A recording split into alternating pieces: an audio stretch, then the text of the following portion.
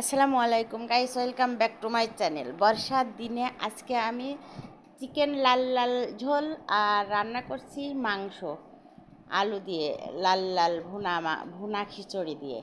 চলুন দেখে আসি। এটা আজকে আমি খুব শর্টে, যারা ব্যস্ত আছেন তাদের জন্য এই রান্নাটা পারফেক্ট।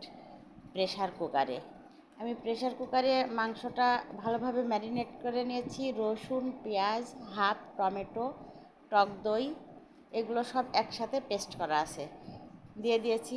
আর 1 চা চামচ উঁচু করে ধনিয়ার গুঁড়া, জিরার গুঁড়া, আদার গুঁড়া, আর মশলা তো সব দেখিয়ে দিয়েছি। এগুলো সব ভালোভাবে একসাথে মাখিয়ে নিব। আমি সরিষার তেল দিয়ে মাংসটা রান্না করতে বেশি ভালোবাসি, এই জন্য দিয়ে দিলাম ঘানি ভাঙানো সরিষার তেল।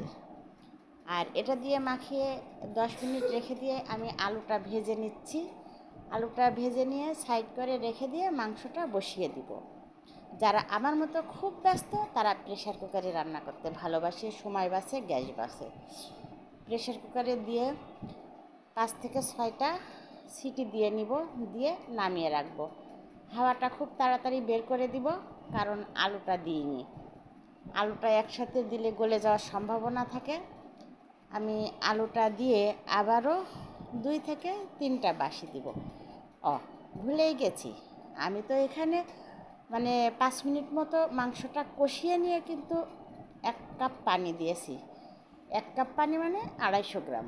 প্রেশার কুকারে পানি অল্প লাগে, বেশি দিতে যাবেন না, তাহলে মাংসটা ডালে পরিণত হয়ে যাবে। আমি আজকে এগুলো খাবো ভুনা খিচুড়ির সাথে। ওহ, কি দারুণ রেসিপি! ভুনা খিচুড়ি, লাল লাল মুরগির ঝোল, আর এদিকে বিফ আলু দিয়ে রান্না।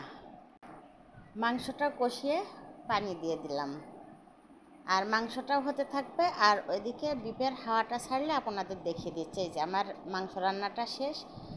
এবার একটা ছোট পাতিলে ঢেলে নিব। আমার রেসিপিটি যদি ভালো লাগে, ইউটিউব থেকে যারা দেখবেন প্লিজ সাবস্ক্রাইব করে পাশে থাকবেন, আর ফেসবুক পেজটি লাইক, ফলো, কমেন্ট, শেয়ার। আল্লাহ হাফেজ।